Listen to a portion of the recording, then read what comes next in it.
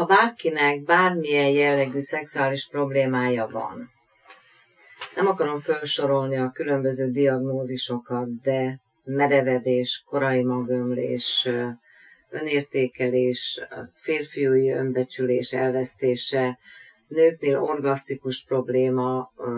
libidóhiány, izgalmi állapot probléma, bármilyen vállás előtt vagyunk, leül a kapcsolat, megjelennek a viharfelhők a kapcsolaton belüli égen, vagy olyan a helyzet, hogy egyszerűen elhidegül, leül a kapcsolat, és nem működik egyáltalán a szexuális kapcsolatuk, akkor mindenféle szempontból szakemberhez kell fordulni. Na most a szakemberek lehetnek nőgyógyász, urológus, andrológus, szexológus. Ezeket az utakat be kell járni, és ezeket meg kell lépni, hogy az ember tisztában legyen azzal, hogy mi a problémája. Honnan ered, miből ered, mi az okoknak a pontos diagnózisa. Ha pszichés, lelki eredetű probléma van, akkor természetes dolog, hogy szexuálpszichológushoz, szexológushoz kell fordulni, aki megfelelő terápiás módszerekkel rendbe teszi a problémát. Nagyon sok ember úgy áll a problémájához, a problémáját úgy kezeli, és azt hangoztatja a kapcsolaton belül, amikor valamelyikőjük fölveti azt a kérdést, hogy el kellene menni szakemberhez.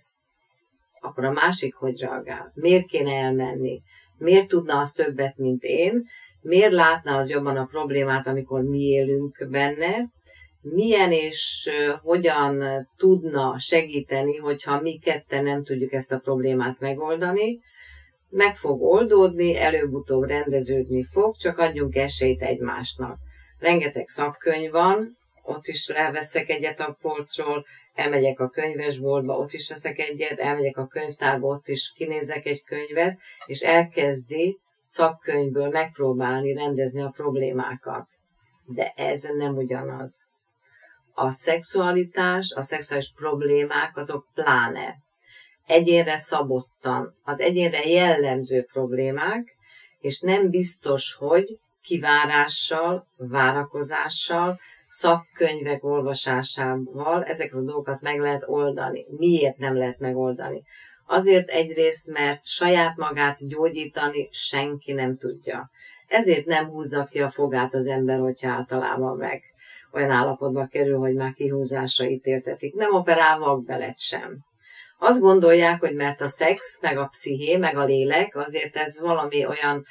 negatívabb dolog, ez olyan snasz dolog, hogy nekem lelki eredetű problémám van, és akkor inkább azt csinálom, hogy a fejemre húzom a takarót, és akkor várom, mint a csodaváró kisgyerek, hogy majd a helyzet meg fog oldódni, vagy összeszedem a különböző fórumokról a különböző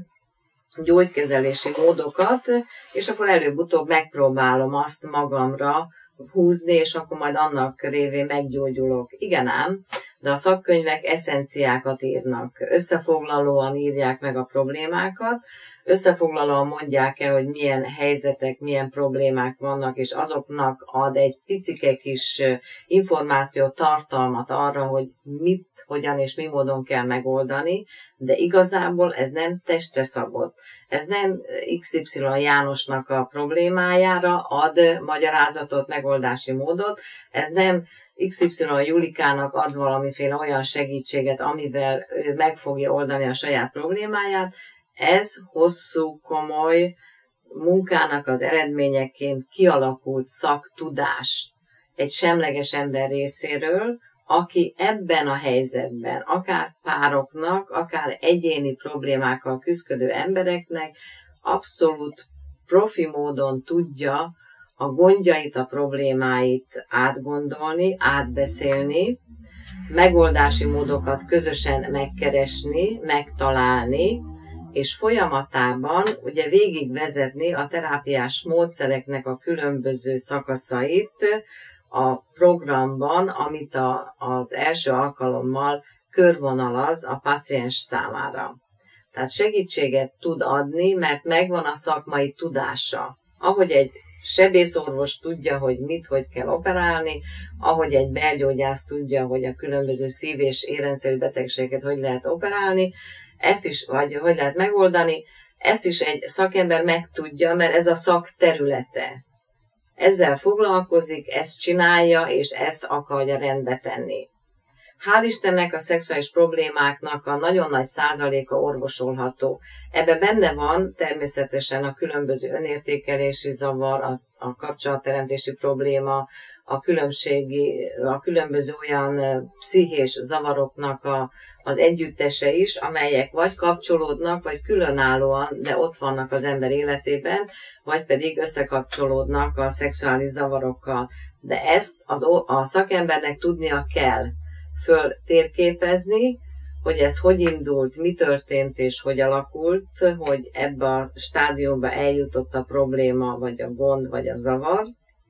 és utána a megoldási módokat is tudja, hogy ebben a problémakörben milyen megoldási módokat, milyen terápiás úgynevezett programokat lehet felkínálni a párnak, vagy az illetőnek, aki idejön, és akkor ennek kapcsán ugye beindít egy olyan sikersorozatot, amely azt a célt tűzi ki maga elé, hogy a problémákat, a zavarokat egyre inkább megszüntetni, csökkenteni kell, és kialakítani egy olyan folyamatot, amiben újra és újra megéli az ember önmagát és a kapcsolatot olyan színen, olyan szinten, ami számára harmonikus, kiegyensúlyozott és probléma nélküli, zavar nélküli, és mindenféle elemeket figyelembe véve egy olyan irányultságot fog mutatni az illető számára, hogy megvan az út, amire rá kell lépnie, fogja a kezét valaki, aki szakmailag tud valamit, aki semleges, tehát nem elkötelezett senkinek, hanem az ő érdekeit, az ő gyógyítását akarja megvalósítani, megoldani, fogja a kezét, vezeti addig, amíg szükségét érzi annak, hogy nincs még egészen olyan szinte, hogy el tud mélyülni az útvesztőkbe, amelyet ez a szakma is tartogat természetesen, mint minden szakterület, és amikor érzi, hogy az illető már kezd lassan, szépen kibújni az áradatból, legalábbis a fejét már ki tudja emelni, és már egy kicsit kezdi látni az alagút végét, akkor lassacskán egyre inkább elengedi a kezét, egyre inkább engedi, hogy az illető saját maga újult erővel és a megújult lelkével és a megújult sikerei révén meg tudja célozni a további lépések révén az útnak a következő szakaszát, akkor látni fogja, hogy merre megy az út, merre megy a siker, merre megy a boldogság, és mit kell tenni annak érdekében, hogy a dolog sikerüljön. És ezek tulajdonképpen nem célirányosak, nem csak arról szólnak, hogy ezt az aktuális helyzetet hogyan és mi módon tegye rendbe, hanem kap egy viselkedés repertoárt. Tehát nem csak arról szól a dolog, hogy ezt akkor oldjuk meg, hanem ennek kapcsán, ahogy ezek a programok megszületnek, és ahogy a programokat végig éli, és ennek a programoknak a tükrében és a elsajátításában benne van sok-sok olyan elem, ami ha nem is közvetlenül, csak közvetetten kapcsolódik az alapproblémához, de mégis szélesebbé válik az áttekintése saját magának, a saját szexualitásának, a saját harmonikus lelki és érzelmi kötődésének, és olyan szép és olyan gördülékennyé válik az a folyamat, aminek az útja még egy kicsit kezdetben lassan kezd megoldódni, és lassan kezd vezetni valamilyen jó cél felé, de ahogy halad előre a program, a folyamat, a terápia, egyre inkább azt érzi, hogy leveti magáról az összes sallangot, ami a problémák megélése során rárakodott a lelkére, és nyomasztja, és nehezíti a normális szexuális életét. Ezek egyszerűen lekerülnek róla, és ezekkel a terápiás módszerekkel egyre inkább megéli a harmóniát önmagával, a szexualitással és a partnerével együtt, és olyan szinten tudja az életét élni, amilyen elképzelése volt valaha, még a kezdet-kezdetén a harmonikus szexualitásról. Ezek a terápiák, amelyeket általában hatékonyan lehet végigcsinálni a szexuális problémák gyógykezelésében, ezeket általában úgy hívjuk és úgy jelöljük meg, hogy kognitív és viselkedésterápia, aminek az a lényege, hogy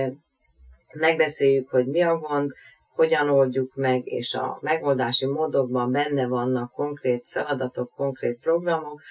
mert ugye a puding próbálja az evés, itt pedig a szexuális problémák gyógyításának az igazi bizonyítéka az, hogy a gyakorlatban hogyan tudom ezt megélni, tehát az innen-onnan összekapkodott és összeszedett információk azok segítenek abban, hogy adjanak egy lökést, hogy valaki elinduljon, valaki akarja a problémáját véglegesen hosszú távra megoldani, de igazából az a módszer, amit egy szakember révén tud megtanulni, és az a módszer, amit a szakember tud a terápiában adni segítésképpen, a gyógyításhoz azt fogja meghozni a végleges, abszolút és hosszantartó gyógyulási folyamatot.